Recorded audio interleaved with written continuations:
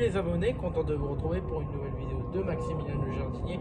Aujourd'hui ce sera une présentation de la sécurité de mon nouveau taille A. Je ne vous l'ai pas fait la sécurité quand je vous ai présenté le nouveau taille A. Et aussi en même temps une sécurité sur la FS55 que je vais faire aussi. La FS55, la débroussailleuse style, vous avez tout ce qu'il fait quand je l'ai fait dans mon jardin. Voilà. Et que vous avez tous aimé que je l'ai fait. Du coup, je vais vous faire des règles de sécurité sur la FS55 et sur le taille A. Du coup, vous allez être gâtés. Du coup, voilà. D'abord, on commence par le taille A. À tout à l'heure.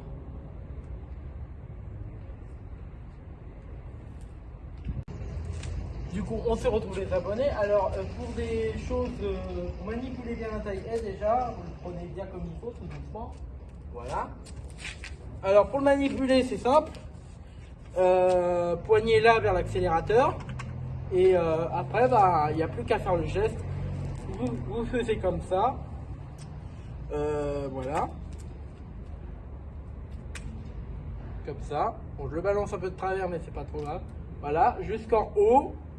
Et vous redescendez tout doucement. Bon, là je fais un peu vite, mais bon, voilà. Vous montez, vous montez, vous montez, vous montez, vous montez, vous montez. Et vous redescendez, vous descendez, vous descendez, vous descendez. Du coup, voilà. Voilà. Ça, c'est la tactique d'un tailleux A. Surtout ce que moi j'aime sur ce tailleux A, il y a le déflecteur. Alors, ce déflecteur, il va servir à essayer que le lamier et les branches, que le lamier s'écarte pas. Alors ça peut arriver que vous taillez que la branche ne veut pas se couper. Si elle est trop grosse, vous passez au sécateur de force, sinon carrément à la tronçonneuse, vous essayez de ne pas la couper à ras, de laisser un petit peu de la grosse branche et de couper au maximum la grosse branche. Voilà. Et ce que moi j'aime bien, il y a la protection. La protection va vous servir aussi à éviter que ça cogne contre des murs, contre des grillages et tout ça, parce que ça pourrait abîmer le moteur qui est là-dedans, là. Le moteur que je tape. Du coup, voilà. Et aussi, comme je vous dis, je reviens sur le déflecteur, ça va éviter, on appelle ça des déflecteurs, parce que les branches, quand vous êtes à plat, ça va retomber, et quand on est en hauteur, ça va coller sur le déflecteur et ça va tout jeter. Et ça va tout jeter sur la direction par terre. Du coup, voilà.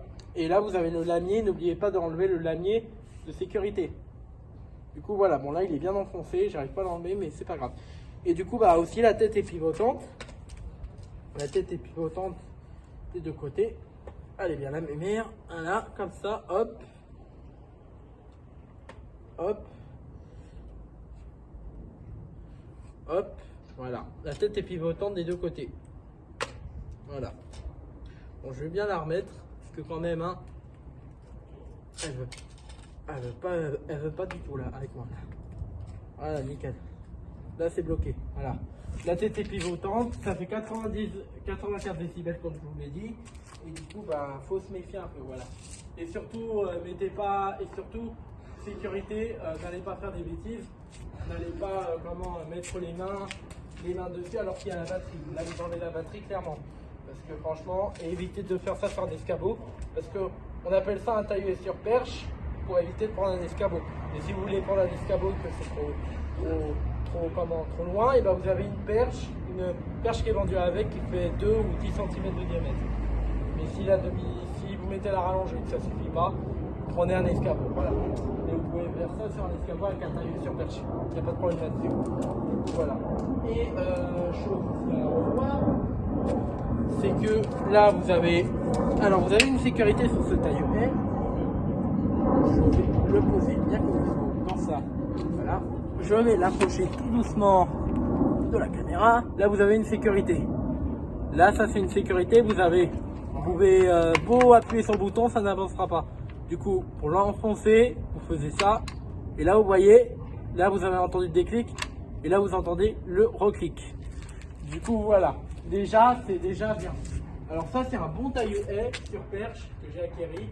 Et Ryobi, je reste chez Ryobi parce que j'ai ma tondeuse, j'ai mon souffleur, j'ai la tronçonneuse que je vous ai présentée. Voilà, Ryobi, ça reste quand même la bonne marque pour tout particulier et professionnel s'ils veulent. Du coup, voilà. Bon, bah, j'ai tout dit sur ce taille-haie.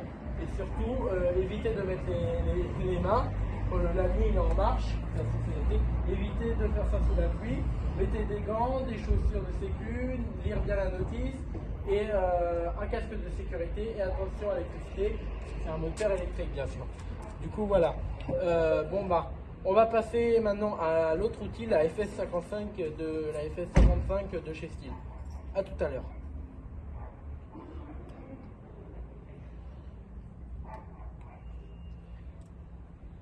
Bon les abonnés, on se retrouve pour présenter la FS55 que vous avez tous kiffé.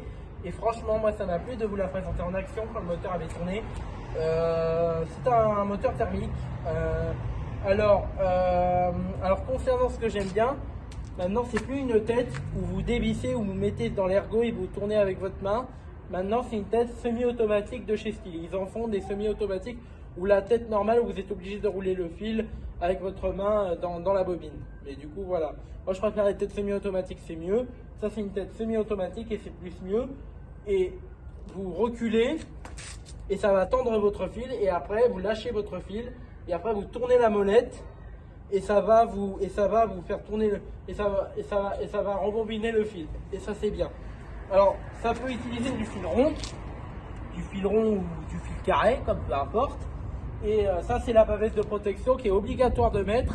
Et si le fil est trop long, et ben, il va être ajusté, il va être coupé par un petit couteau noir qui est affûté. Voilà, ça s'affûte. Le couteau de débroussailleuse qui coupe le fil, ça s'affûte. Et du coup là vous avez un deuxième starter que je ne mets pas parce que j'en ai pas besoin. C'est pour la faire accélérer tout seul, mais je ne la mets pas. Et là vous avez le starter normal pour que l'essence se propage, mais voilà. Voilà, vous mettez juste celui-là. Celui-là, c'est pour en cas d'urgence si elle ne veut pas démarrer. Clairement, si elle ne veut pas démarrer, qu'elle a des problèmes, vous mettez celui-là. Pour tous ceux qui ont une FS55. Vous mettez le starter, vous tirez. La corde est originaire de chez Stihl, du lanceur. Voilà. Vous mettez d'abord de l'essence et du coup voilà. Bon là il est à sec parce que j'ai vidé le réservoir pour faire sa révision. Du coup voilà. Surtout mettez bien aussi le câble qui est relié. Du coup voilà. Et surtout, dès que vous avez fini, vous refermez le starter pour pas qu'il y ait de la poussière qui rentre. Et mettez un coup de pompe d'amorçage. Il dit de mettre 6 pompes de pompe d'amorçage pour la pas tourner plus longtemps. C'est ce que je ferai. Et là vous avez un petit trou où mettre la tête, ou mettre la petite tige pour enlever la tête et mettre le couteau à la place parce qu'ils vendent un couteau pour les herbes les plus coriaces parce que le fil des fois il peut pas enlever des mauvaises herbes les plus coriaces. Du coup voilà, vous êtes au courant de tout. Du coup donc voilà à ce qu'il faut dire sur cette FS55 de chez Stihl qui est super. Et là vous avez comme chez les bagnoles, les voitures, un filtre à air qu'il faut changer s'il est trop encrassé ou mettre un coup de soufflette. Du coup je m'écarte, voilà. Et après vous refermez. Le coffre, ça peut être démontable et ça peut être le remettre ou ça peut être aussi vendu en pièces détachées. Et le filtre à air aussi. Et accès à la bougie aussi, voilà. Voilà. Et aussi, la tête, elle peut être démontable sur le dessus pour tirer un peu sur le fil. Du coup, voilà. Voilà. Et je vais revenir sur les règles de sécurité pour les casques et tout ça à tout à l'heure.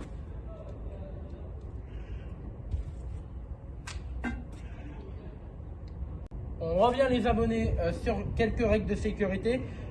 Sur la FS55, c'est pareil que pour tous les débroussailleuses.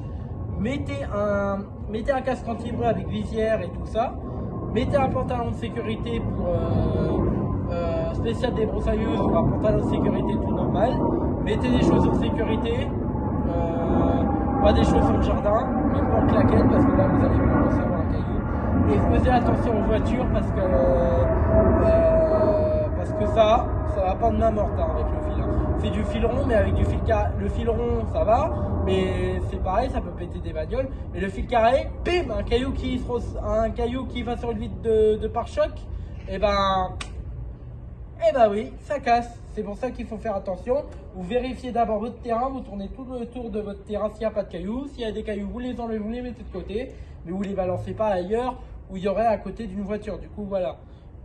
Du coup, vous êtes prévenus. Du coup, voilà, parce que ça fait des dégâts sur les débroussailleuses et vous accélérez doucement et tout ça. Du coup, voilà, vous êtes prévenus. Dès qu'il y a des gens, vous lâchez l'accélérateur, vous attendez que la dame elle passe ou le monsieur passe, parce que si vous ne faisiez pas attention, le monsieur ou la dame, pim pam, bah oui, là vous le prenez là ou dans l'œil. Et là dans l'œil, ça peut aller très grave. Ça peut même aller dans problème oculaire et là vous avez un œil en moins. Du coup voilà ce qu'il faut se méfier d'une débroussailleuse. Voilà, on peut perdre la vue. On peut perdre la vue avec une débroussailleuse et ça je peux vous le dire. Du coup voilà. Bon bah j'ai tout dit les abonnés. On se dit à tout à l'heure pour se dire au revoir. Voilà. Et dès que vous avez fini, vous l'éteindez. Hein. Ça s'éteint là. Du coup voilà. Vous l'éteindez ici. Du coup voilà. À tout à l'heure les abonnés. Et là vous avez une sécurité pour pas enfoncer le bouton comme ça. Voilà. Du coup voilà. Bon bah à tout à l'heure les abonnés pour se dire au revoir. Du coup les abonnés, j'étais très content de faire cette vidéo pour vous sur le nouveau taille A et sur la FS55, deux règles de sécurité à savoir. J'étais très content de la faire, comme ça vous pourrez la regarder. N'hésite pas à mettre un maximum de pouces bleus et à commenter sur ma chaîne, sur cette vidéo, à mettre un maximum de commentaires et un maximum de vues, un maximum de likes et surtout abonne-toi. Et j'ai reçu un commentaire d'une abonnée qui m'avait demandé est-ce qu'un rosier grimpant, ça peut, est-ce qu'on peut le recevoir en pot quand on l'achète? Oui, il est en pot, le rosier grimpant, il est en pot dès que vous l'achetez, mais il faudra l'enlever de son pot pour le planter. Et après, petit à petit, il grandit. Il grandit, et dès qu'il grandit, qu'il fait ses premières branches, tout ça, vous le laissez faire ses premières branches. Après, il va en faire plein d'autres. Il va vous faire des magnifiques rosiers comme j'en ai là, un rosier grimpant qui est magnifique. Et du coup, il va vous faire une très très belle floraison. Du coup, voilà. Et dès que l'automne arrive, vous le taillez et il vous fera des nouveaux rosiers. Du coup, voilà, vous le taillez pas à ras, vous laissez des petites branches à la marque du sécateur et les petites branches du rosier grimpant, vous repoussez l'année prochaine. Du coup, voilà, là, ça commence déjà, alors que ça doit pas commencer, mais comme il fait moins froid en hiver, là il fait moins froid, là, ça pousse. Du coup, voilà. Bon, j'étais très content de faire cette vidéo pour vous et j'ai répondu à ce commentaire de cet abonné qui m'avait demandé. Du coup, voilà. À très bientôt les abonnés.